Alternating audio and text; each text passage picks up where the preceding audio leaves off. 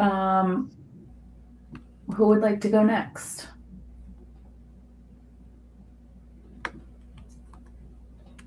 Renee, can I call on you? Sure. My name is Renee.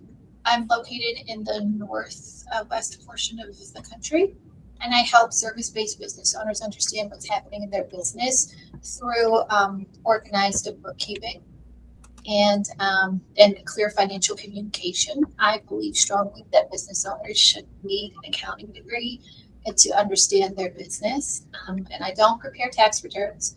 I work alongside my clients' CPAs to keep their books organized throughout the year so that tax season is a much smoother process for them. And I love helping business owners feel informed and confident about their financials and not overwhelmed about the numbers at all. I love it very much. Hits home. Um, Dorcas, would you like to go? Did I get that right?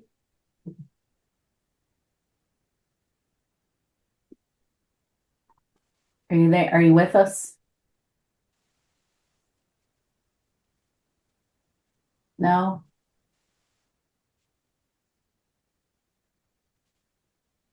Neat.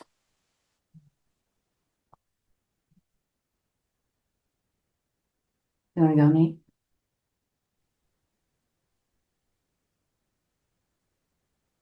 I guess it's my turn. Mm-hmm. Oh, nice little intimate crowd. I like it.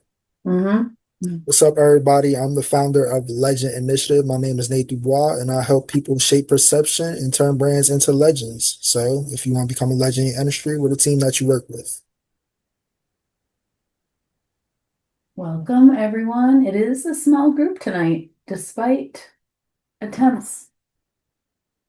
I'm Abigail, your host, founder of the Business Kickstart Accelerator. It's an online community for startup entrepreneurs. Financial resources available in there, accounting, community, and I've had some pretty awesome expert interviews as well. Also, full charge accountant Renee. We have lots to talk about. We're the spreadsheet geeks, as Nate might say. We do things a little differently. Here we have conversation, discussion based on the monthly subject, which is setback to setup this month. Um, and I wanted to give an opportunity tonight to talk about, well, two things. If you've got a setback you're currently working through, like I would love to help work through that. And then on top of it, or in addition to, um, how have setbacks propelled you into living your life or showing up for your business in a more authentic version or authentic way? And what did that end up doing for your business? And I'll drop those in the chat if anybody wants to share. Sure. So, um, most of you guys know that the office that I was working for decided to abruptly close its doors, and I had to kind of scramble to figure out what I was going to do. And I have found the landing place and all that good stuff. But a lot of what that did was make me really look at what it was that I was offering and kind of rethink how I was approaching the client base and what was going on. And it's been a good realignment. Um, Kind of your basic industry playbook. I'm setting a lot of that aside and building something different. So it's always hard to restart, but it's been a good shift, and it's something I'm finding I'm a bit more passionate about than what I was doing before anyway. Were you able to bring clients with you when you did that? So what I was able to do was negotiate with another managing partner who's out of state, and he's willing to take on my management responsibility for the same firm.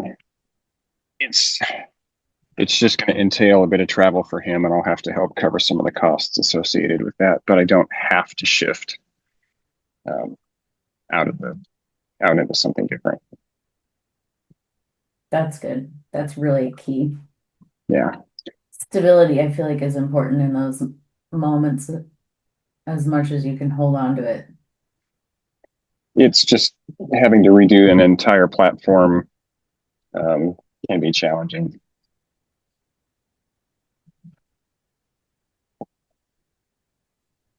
Anyone else want to share?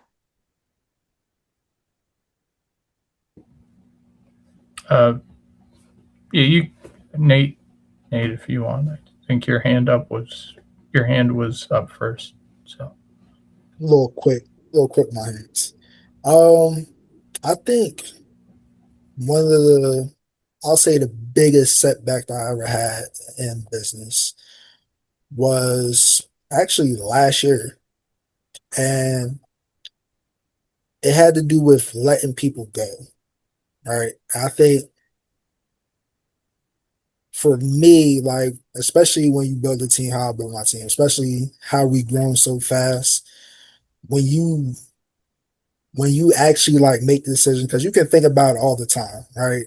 It was probably like a month and a half, like I was thinking like, I'm gonna have to let her go. Like just thinking you're like, I think that's one of the hardest things as a leader is like you're fighting through what you know you need to do and what you feel like you don't want to do, right? So this, without spilling too much, this girl was in a way soliciting some of our clients for a different, for one of her friends' agency, right? So obviously non-competes are part of the thing, but it's also you work for a marketing agency, you in a sense help build it, like you're part of the team. So she was soliciting certain clients or prospects, right? Clients and both clients and prospects to another marketing agency. We had a conversation when it first happened.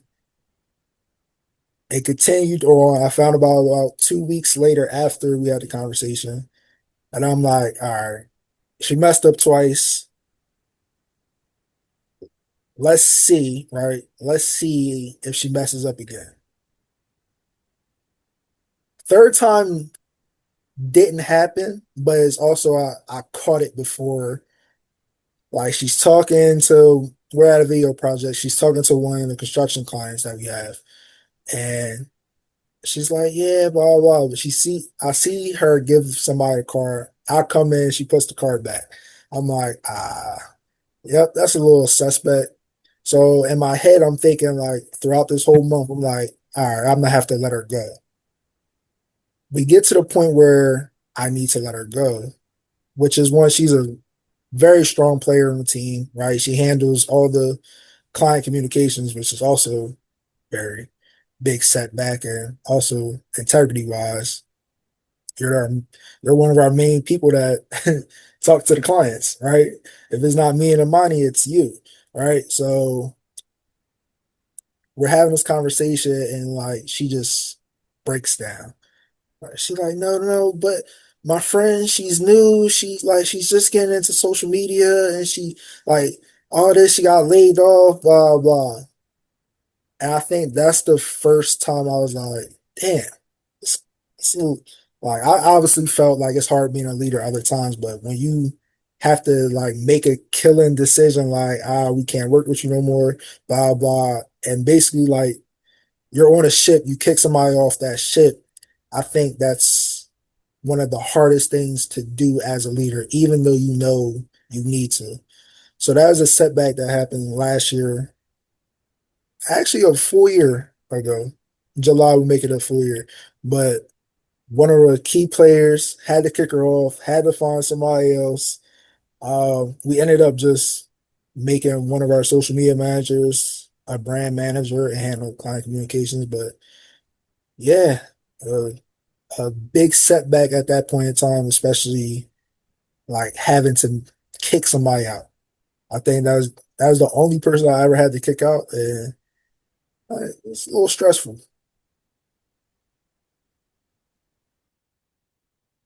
I had to, I guess, give someone an ultimatum yesterday. Um, I don't like firing people, and I've had to do it. It has to be done.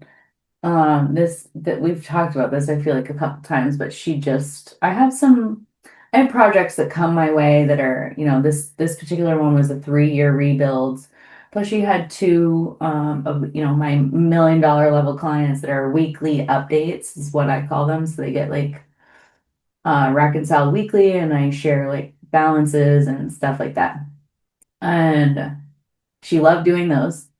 They're easy and they're clean, and she came into a clean set of books, and that's all she wanted to do, but she wanted more work. And this one project I gave her um came to me in December, and it's still not done yet.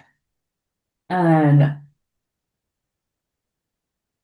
it's a 3-year project. I don't, sometimes it's hard to like tap in and tap out of like these bigger projects, and you lose touch and it's hard to stay consistent with it. So I took her weeklies away because she's not going to do like the more annoying stuff, then she's not going to get the easy stuff. And I made it pretty clear, like, hey, you have to accomplish this big project, and I'm taking this work off your plate until you've done it, until it's done. We've reviewed monthly, we review, we have a list, ongoing list. And she said, what do you want me to do? Can I do my weekly? This was on Tuesday, or what? It might have been yesterday. And I was like, no, you cannot do your weeklies. Review, like check the list that we've gone over with the project. And a few hours later, she's like, I went over the Amazon transactions again, like you asked. And I was like, I didn't. I saw the text message, and I'm like, I'm gonna put my phone down for a moment. She's gonna get an ugly side of me that she doesn't necessarily deserve. She kind of does, but put it down. I came back to it, and I was like, look, if you're not going to take initiative, like it very clearly says right above your message that I did not ask you to do that. This is what I asked you to do.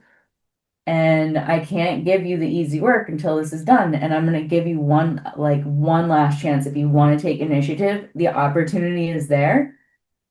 The information is available to you. I am available to you. What you need to decide. Do you want this job or not? And I got an email at 9 o'clock that she resigned, which was an interesting way. So this is the second time I've handled a firing in that manner, where I'm like, you know what you're doing wrong. You don't have an accounting degree and get into this, like get an accounting degree and be dumb. You can't do it. That's a very hard degree to get. So she knows what she's doing. And there's also like, who's the parent and who's the child relationship in this. And she was treating me like the child for too long. And I was like, I'm taking your toys away. You can finish brushing your teeth, and then you can have your toys back. Or here's a parenting lesson for you. Brush your teeth and you can have your toys back. And she resigned. So she did the dirty work for me. Like I didn't have to say, you suck, you're fired. I said, this is where you're failing to meet my expectations. You can either meet them or go. The ball's in your court. And so that's the setback. I knew this was coming, so I posted a job on Indeed. Um, and I got over 500 applications in 24 hours, and I did not sponsor the ad. It was a little overwhelming at first. But I've got a ton. I mean, there was probably 250 of those were like Target cashier, or like just zero relevant experience whatsoever. So those are easy to filter. And then I had a few CPAs apply, which I've been thinking about adding tax as a service.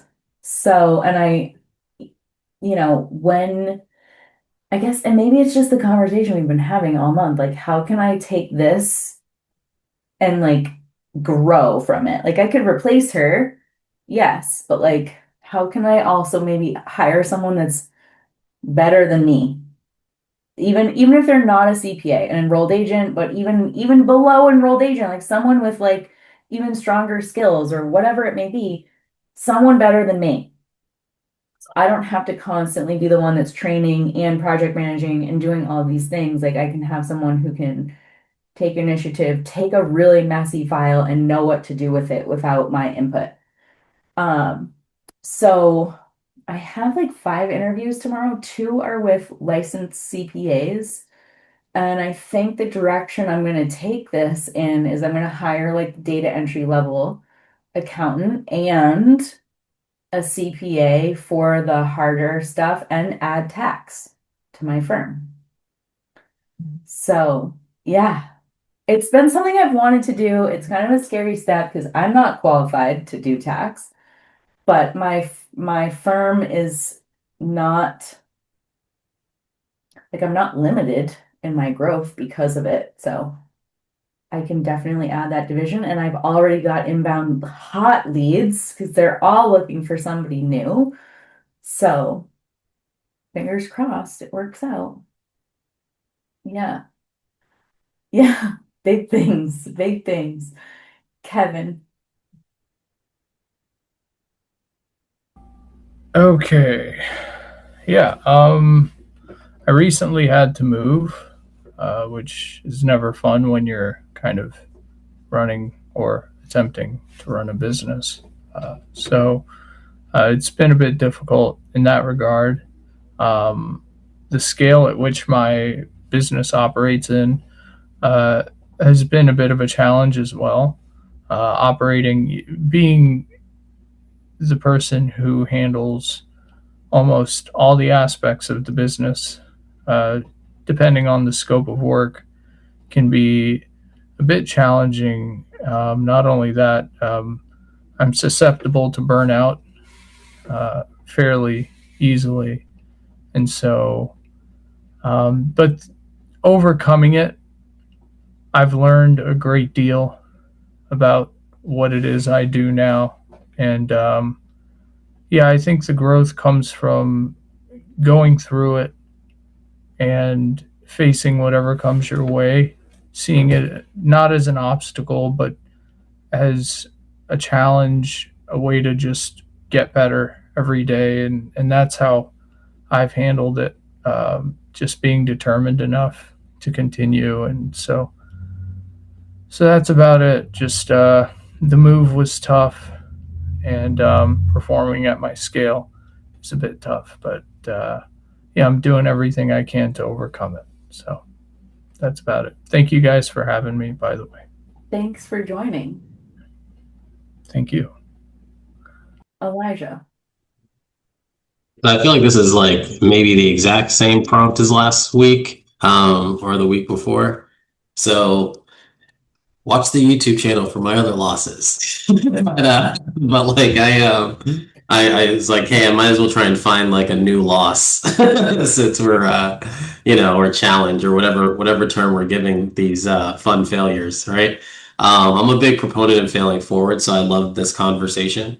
I honestly was just having one with someone who's going to get enrolled with us. And the conversation today was about how they felt about their finances because they like lost $200,000 on a bad investment deal.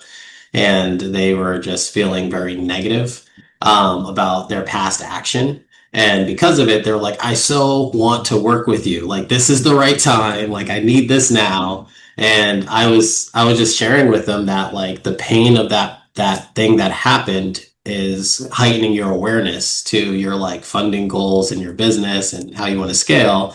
And 10 years from now will be one of the greatest gifts that ever happened. Because if you just kept on hum-diddy long and there was no real challenge, you wouldn't have the emotional, wherewithal and intensity to like change. and then you wouldn't have worked with us, and then you wouldn't have all the results that you're going to have. And I feel like a lot of that happens in business where because we don't remember things that don't make us feel anything, it always has to be like some mini trauma, or some challenge that like affects us. And the one that I am probably because I've dealt with the one Kevin's talking about. Like my wife and I got another place in Jersey from the one we have in Texas. So we had to move a whole bunch of stuff, and that happened last year. And that was like also planning for our retreat, that we did last month.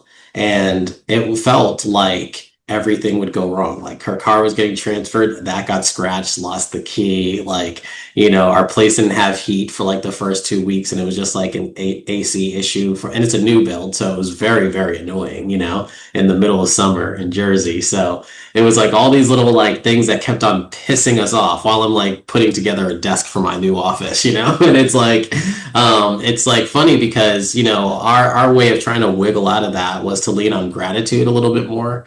And it was to change the questions we were asking ourselves. We have these abundance meetings. I think I told you all about them. And a lot of times when we do these abundance meetings, my wife and I spend time doing a little bit of emotional freedom tapping, doing a little bit of breath work, and then setting an intention.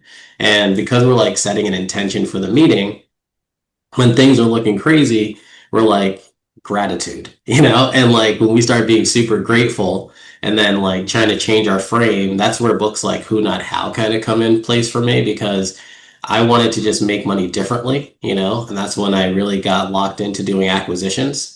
And, we've had some bumps with that, like one deal we're doing, it's like, because gas prices went up, this $3.9 million trucking deal isn't as attractive to the SBA lenders anymore, and the SBA has been changing their rules like literally every quarter.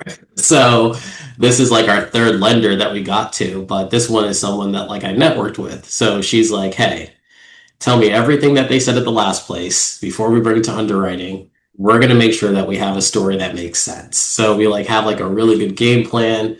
I feel like we can get this one across the finish line. But if we didn't have all the other failures, if we didn't have all the other like lenders say no, I wouldn't have a list of stuff to give her.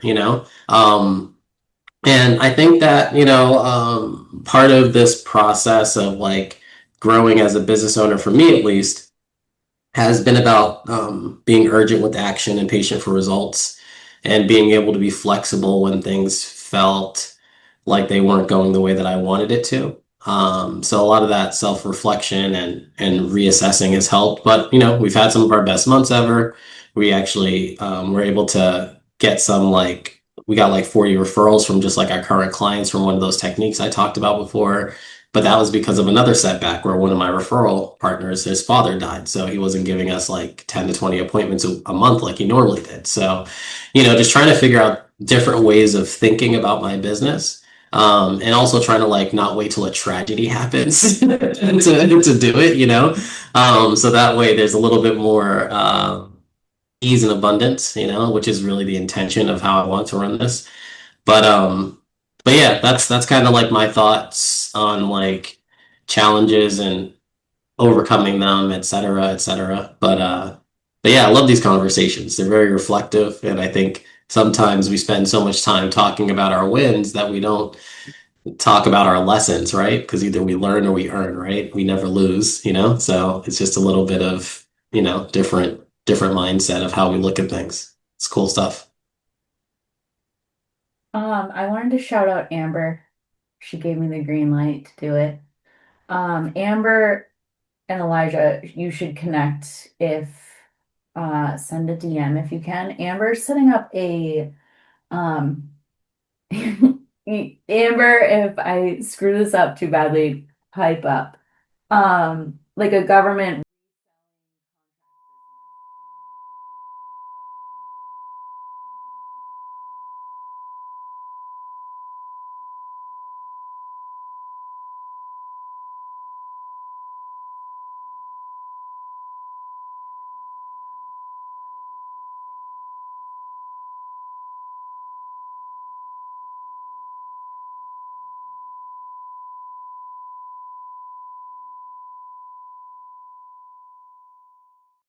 And Amber, yeah, come on. Yeah, thanks for the shout out there. Yeah. I'll come on camera too, I think, if my camera will work. But yes, that is what we're doing. And so I was even just thinking about answering your prompt or your question. Because right now I think my challenge is trying to do all the things. So essentially, like I have a full-time job, plus I do operations consultant, like I'm a fractional COO. That's what I was for a while, because COO, like as a W-2 employee, was like my skill set. And then I went out to do that as a consulting business, did that for a couple of years, really didn't like it. So then I went back to W-2, and I work for a pretty cool company that's really remote and autonomous and all of that, and they're great. But I still also do some fractional COO work as well. And then I have this government contracting business that we are just starting, but it's going pretty well so far. And then there's another business that I'm like partnering with someone on.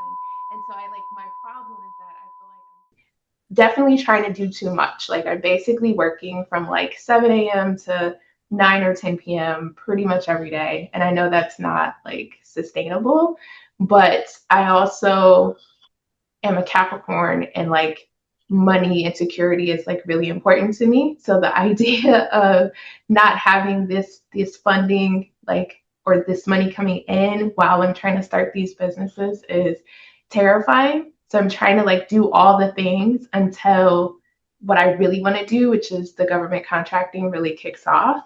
But at the same time, I'm not able to spend as much time on the government contracting as I should, because I have day jobs essentially. So that's kind of my challenge, and like trying to figure out, I guess it's like that fear mindset, right? Like I know all the things, but actually doing the things, of like not giving into the fear mindset, not giving into the scarcity mindset as well, and being more in the gratitude and abundance and all of that, and trusting.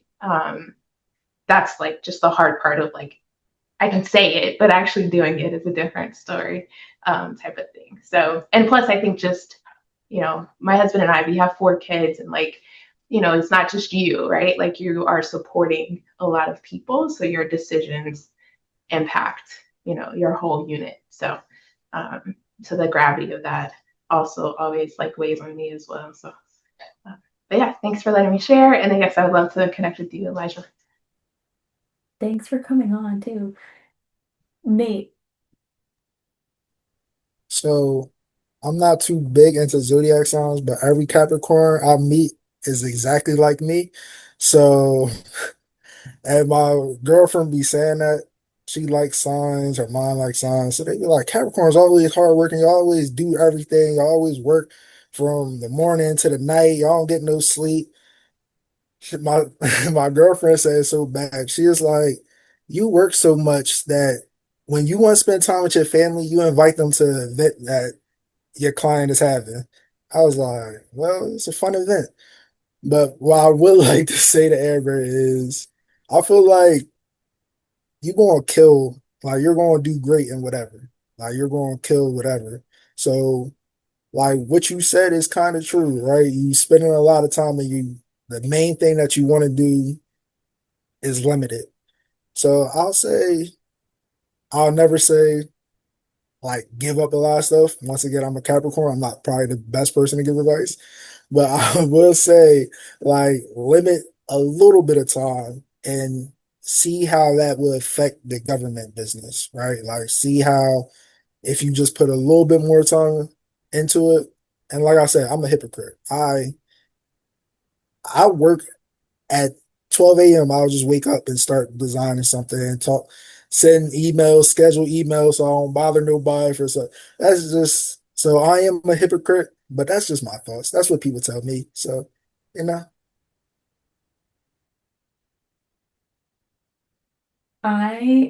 Amber, maybe we need to do a trip again. That might help. I'll be the Taurus and I will balance out all of you Capricorns. with a little relaxation time, but work intertwined with it. Um, I feel like kind of going back to Kevin too a little bit, where it's like so much like my workload. I've taken on 3 new one-on-one clients in the last month, and they're not small. I mean, one of them's a municipality. It's not a small client.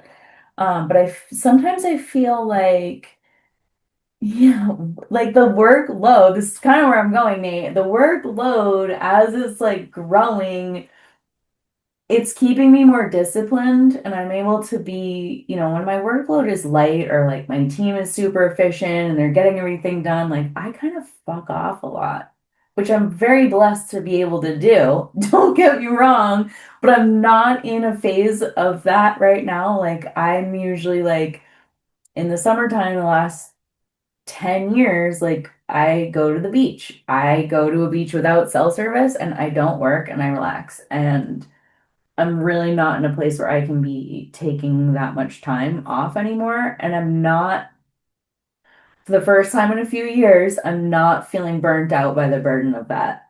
I'm like actually excited about it. Um, and I know it has a little bit to do with all the travel that I've done because I've pushed myself outside of my comfort zone. I've really expanded my mindset, my view on life. And I'm like able to approach this with much more gratitude. I don't have a whole lot else going on in my life right now either. So it's like it's good to know that it's there. It's good to have the money coming in, the work stacking up. And it's kind of it's a very different experience for me to have all of this opportunity and all of this work and not be burnt out about it for the first time. And it's not like the work changed. The work didn't change at all. I changed. Pretty crazy things. Gary, I like your sunglasses. I had to take a step into the cool Nice. out of the old man fogey ones. I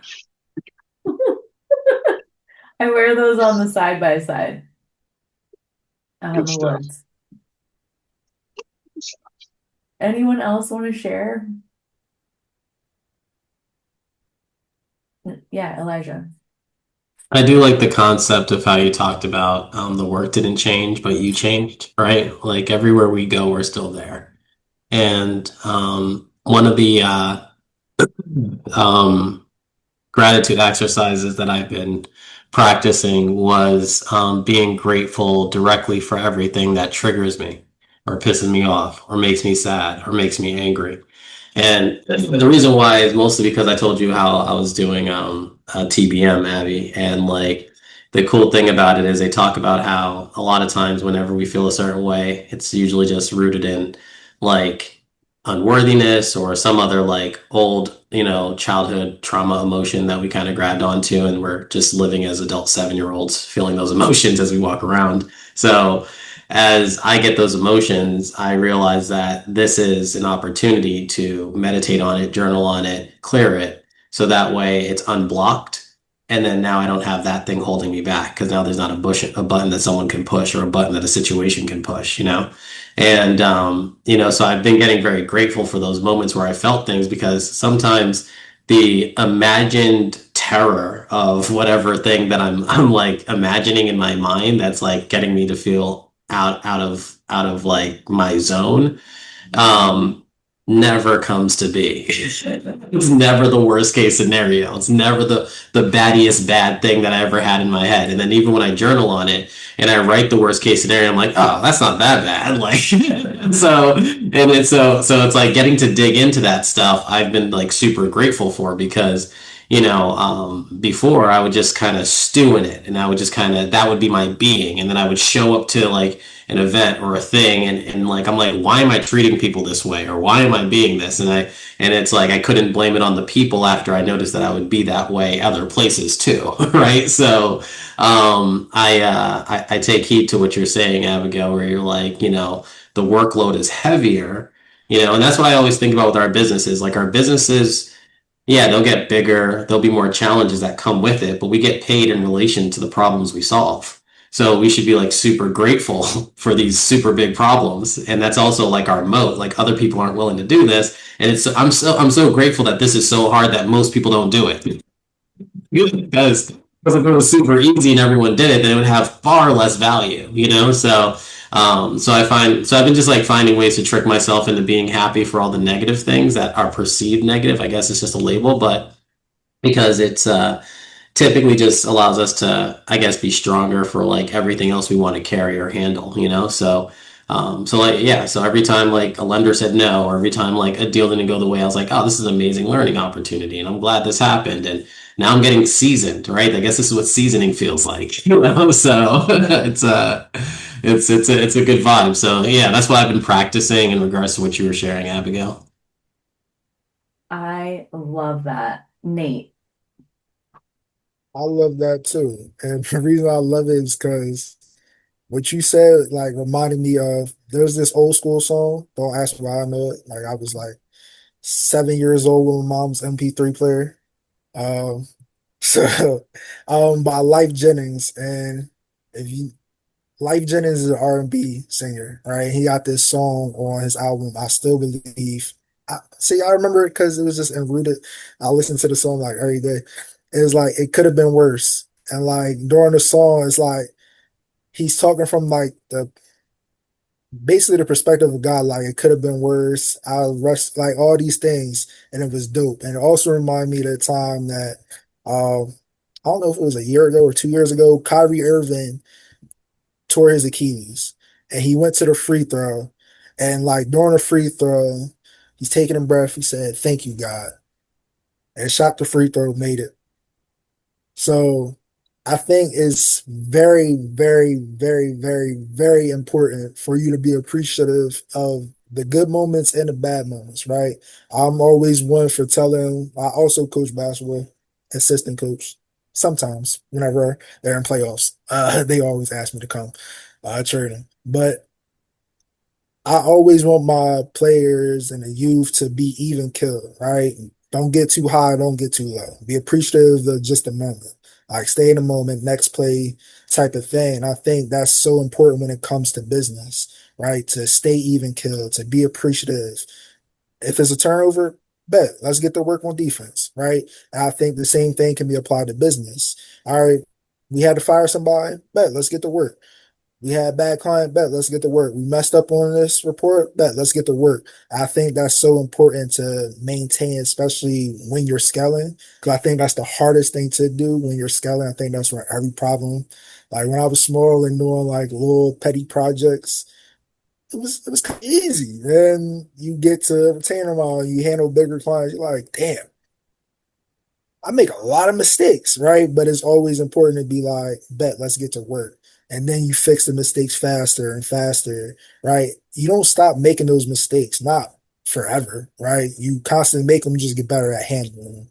I think that's important to understand as you scale.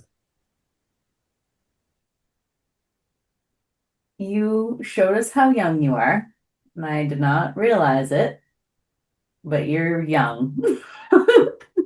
I was You're saying listening to old my school on an mom's MP3 player. I'm like, cassette. holy hell. What, Gary? When you said old school on an MP3 player, and I'm thinking like, Yeah. I remember 2 iterations before MP3 players even Mm-hmm. I was where I not thought, around with the tapes. I was around with the CD player with the thing where you had to charge LimeWire. Yeah, I was like 7. LimeWire? You See? were 7? Yeah. I've yeah, got to be 11 years older than you. 11.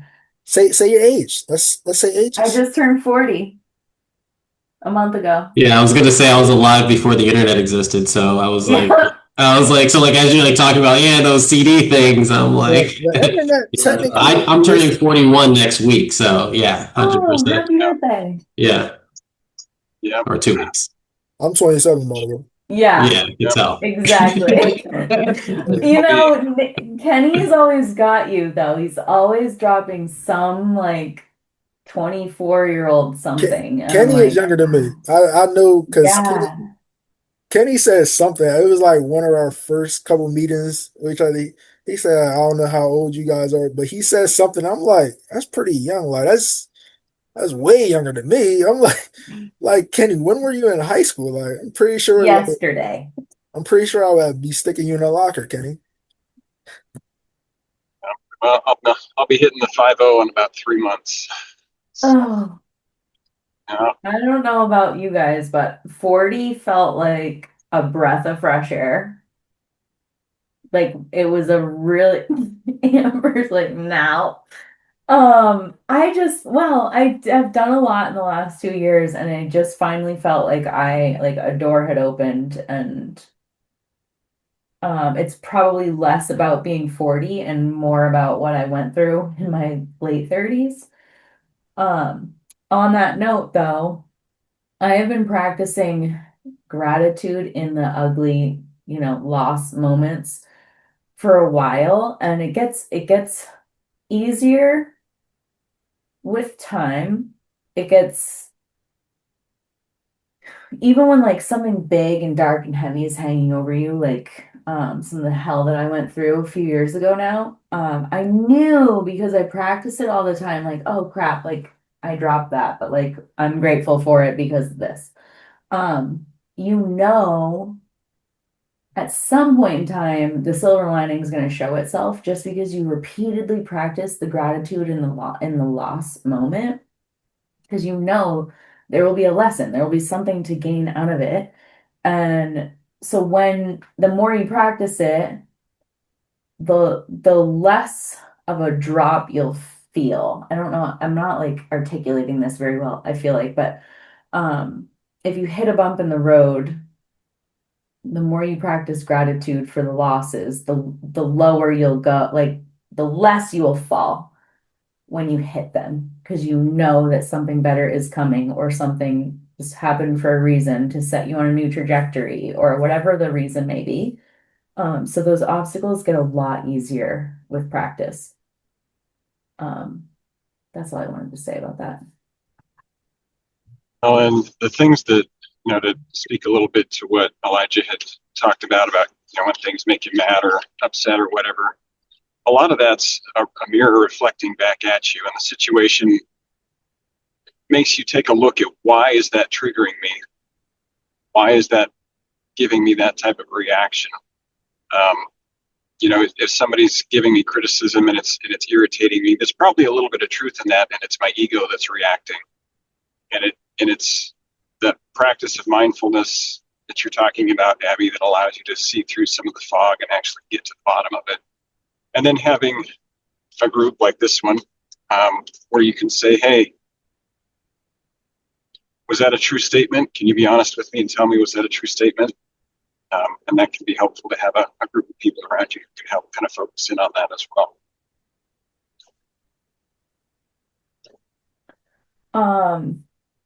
Gosh, I just totally lost my train of thought. Yeah, I forgot what I was going to say. Okay. Anybody else? Renee, nice to meet you too. Same link next week. She's gone, but for everybody else too. What was I going to share?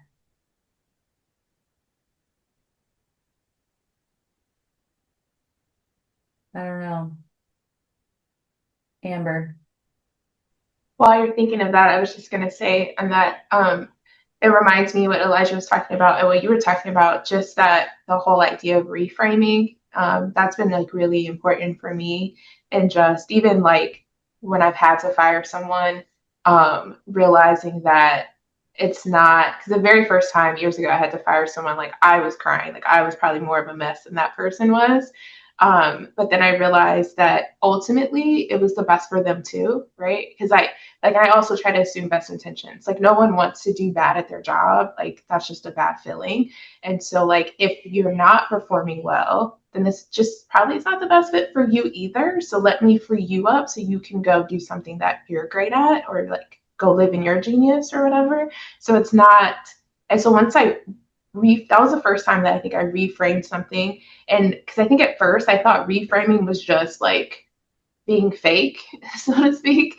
But then I realized that no, like it really is about how you choose to look at things. And it's not that you're being fake or ignoring something. It is just a choice. And what you decide to focus on, you'll see more of that.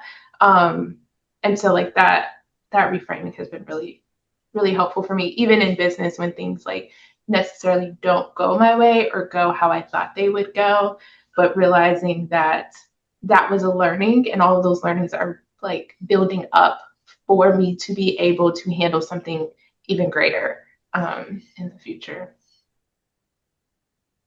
Thank you for sharing those things because I totally remembered what I was gonna say. One thing I've talked a little bit. I'm loving Threads. Like Threads is such a great place to have conversations with people. Um, and I had a conversation on a thread today about um like where's the line in humility and confidence or like being humble and being cocky. Um, and my response was like it's in accountability for your mistakes. I think is like where you'll find humble and confidence like together. When you can say to a client, I fucked up. I know I fucked up. You can say it before they even notice it, but say it. This was a habit I picked up when I was working in the restaurant business in like outside of Manhattan. It was a fine dining restaurant.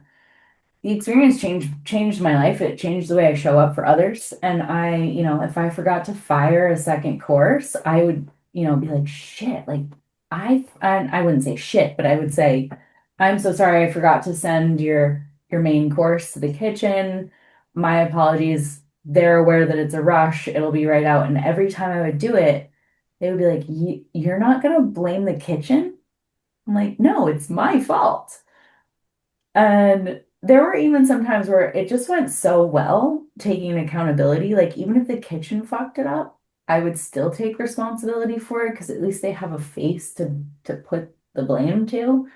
And I never got like a lower tip as a result of it. They were always amazed and floored and grateful and just astonished. Um, I talked about this a while back too, but I had a client I had one of my new college grads working on, and it was a multi-million dollar, like 3 brick and mortar location client. And she fucked up the balance sheet. She didn't like really fuck it up. It was just messy. It wasn't like a big disaster. It just wasn't clean. It wasn't my best work. I wasn't reviewing it. I presented it without reviewing it. Um, And I had to have a conversation with the client about it. And I was like, you're so right. That's not my best work. I'll get it cleaned up immediately. And he was like, what do you mean? What do you mean? You're not going to argue with me? I'm like, no, you're right. It's trash. It's trash work. And I know it is. And this was the client that I recently lost because the CPA refused to work with me. Um, and I mean, we both when we parted, I mean, he's calling me every week. Help me with this, help me with that. I don't know how to do this. I don't know how to do that. Can you come in and sit with me for an hour?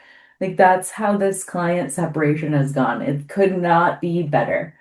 Um, so taking accountability when you've made a mistake makes you humble, but it also gives you, when you have that experience with a client, they're confident in you and you're confident in yourself because you're pointing out what's wrong.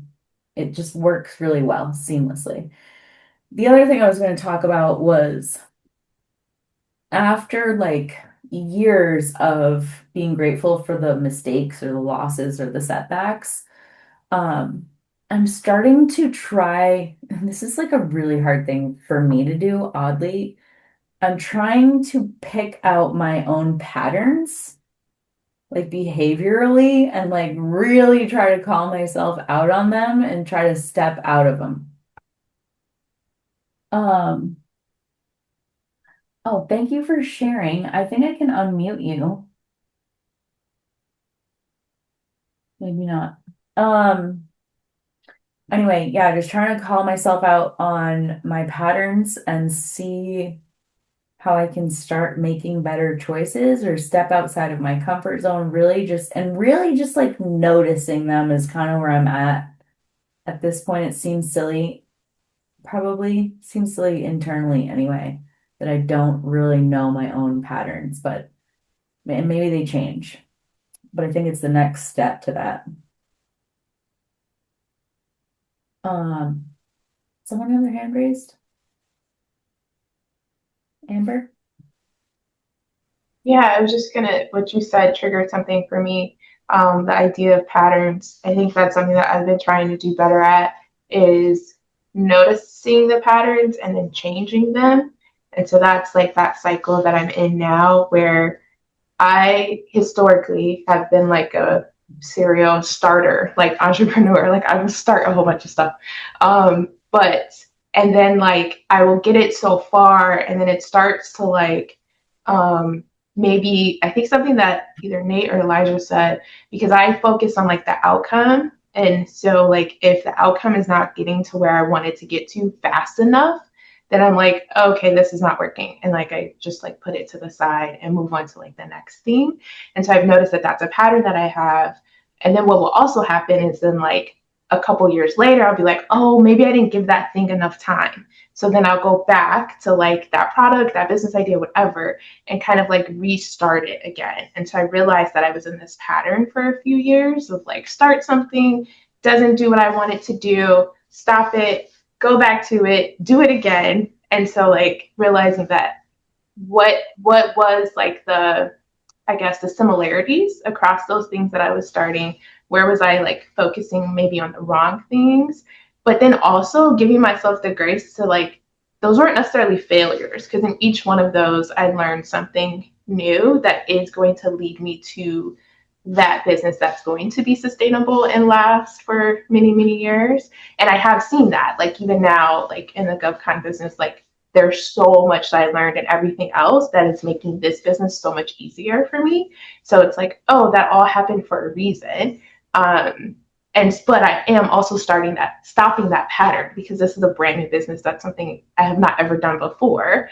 And I'm not like repeating that. But I think without me recognizing that pattern, one, I wouldn't be able to be grateful for all of that happened. But then two, I wouldn't be able to like change the pattern and now be like on a new, better trajectory.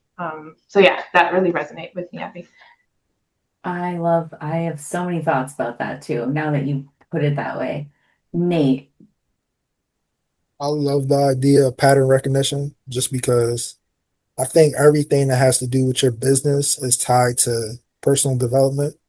And it's easier to develop if you know yourself, right? Um, if you know you're not a good writer, it's easy to say, all right, I'm ass at writing. Let me learn how to write. Or if I'm ass at marketing, let me learn how to market. If I'm ass at finances, let me learn a little something about finances, right? I think business is basically just bettering yourself, right? And then putting people around you to better yourself. And that just starts with self-awareness. And it's basically accountability, what Abigail said, calling yourself out. Uh, damn, I messed up. Damn, this is not my best work. Damn, I'm not good at that. Even from an integrity standpoint, when clients are coming to you to work with you, uh, I'm not good at that. Go to my friend over here, right? I think everything in business has to do with self-awareness and personal development. The higher you go, the more you know about yourself, inside and out, about your team, the better your business. Elijah. Yeah, I can wanted to try and add some context to that question you posed earlier about the line between cockiness and confidence, I think is how you were putting it. I think you used the word humility and confidence, but I think that's kind of what you were alluding to, right? How is someone confident but not cocky and still have an air of humility? I think the difference is where their confidence stems from. And when someone's confidence stems only from results, that is such a um, my perception of results is like sometimes people they strike when the iron's hot. Sometimes they're in the right industry, sometimes it's the right time. And I'm just getting this from like when I look at business acquisitions, because some of the widget makers are not great at marketing, like Nate said, but they don't have to because they have the right product in the right neighborhood. And some of the people who are great at the widget aren't great at their finances, which is why we have to do a deal and clean their books up. Like most business owners aren't great at most things, and most misdiagnose their own business, and most are not self-aware. And a lot of them don't do a lot of personal growth. So it's very common that they come across as like cocky because their results are saying to them, hey, this outside result means I'm better than this person. This outside result means you're wrong, I'm right. This outside result means you can't criticize me. And that's where cockiness lives. But where confidence lives has nothing to do with the result. It has everything to do with identity, has everything to do with like, because I'm this type of person, I attract this type of result. Because I'm an accountable person, because I'm an honest person, because I treat people right. So now if someone tries to correct that person, regardless of their number, their humility shows up because it has nothing to do with their results, whether it's a low number or a high number. They're not hurt at all, right? So I think to answer that question of like, where does cockiness, what's the line between cockiness and confidence? It's 100% embedded in what the person is valuing. Because if they're valuing results over themselves, it'll show as soon as you poke the bear. But if they're valuing themselves over results, there's no bear to poke. Like they're unaffected because they know who they are and they're confident and secure, right? So that's what I think the difference is to answer that question. To add on to that, I see when someone hits that cockiness level, there's always a piece of insecurity underneath it that cockiness is covering up. The confidence doesn't have to, because confidence, like you said, doesn't come from that place of fear, but cockiness does. A lot of the most cocky people I've ever met are scared shitless inside. They're absolutely terrified of whatever it is. And they're bringing up that bravado on that front to cover it. Whereas highly confident people don't need to. They don't need that external validation because it's internally validated.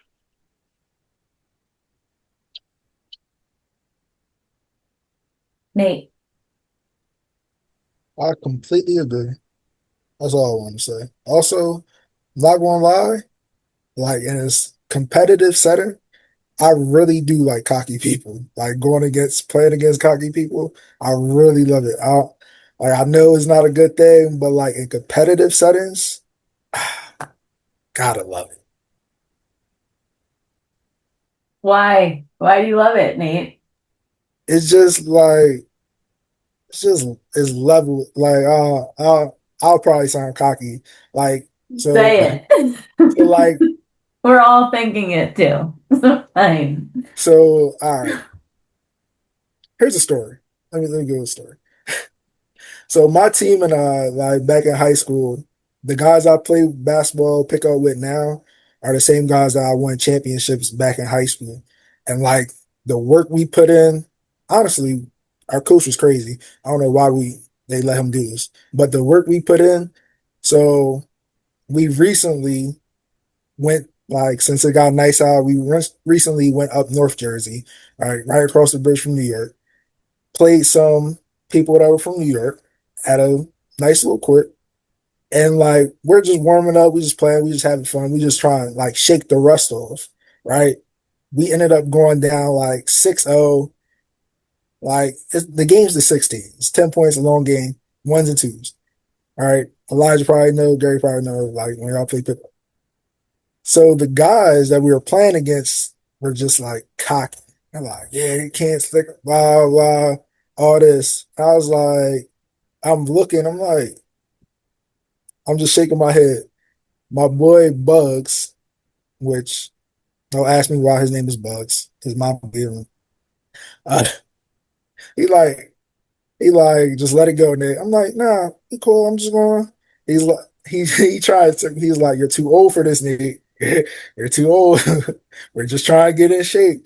I'm like, nah, he cool. I let it go a couple plays. He's still talking. I said, all right, bet. I said, yo, there's levels to this. I said, yo, Jojo, give me the ball. I said there's levels, and then, you know, it's just different. I love cocky people though, because it just builds the adrenaline up. But after, I'm always hurt, especially in competitive like sport and sense. I'm always hurt after. But during, love it. The adrenaline just flows naturally. I feel young again. It's just after that. Young The side again. effects the next day, it's terrible. I like to watch cocky people, like just quietly. Mm-hmm. Sure. And I will, I am a Taurus. We're going to talk about our signs. So I will wait and wait and wait, and I am stubborn and I will wait forever. And I already know how it's going to crumble, and I will wait. But I will do it quietly. Or if it's something that's going to immediately pop up, I'll just be like, okay, we'll see about that. And then we do every time. And so it's fun for me because I just like to play a little mind fuck You're like about the it, I silent guess. one that just is saying, they're going to fail in five, in five Mhm. months. And you just Mhm. watch. See, I'm the one that like challenges. I don't know why. Because I feel like cockiness is close to like I don't know. Like sometimes, like when you talk about humility, sometimes people need to be humble. Like it's all like, come on now. That's the 27-year-old in you. It probably is. It probably is. Probably I is. used to do the immediate humblings, and then I got tired. You know what's I, crazy? I My got old. nephew, my nephew was on the track. And he got real cocky. I'm not dumb enough to think that I can outrun him anymore. Like he just hit the age. He just hit a growth spurt. He's the same height as me now. He said, "What you want to get on the track?" I said, "My leg hurt."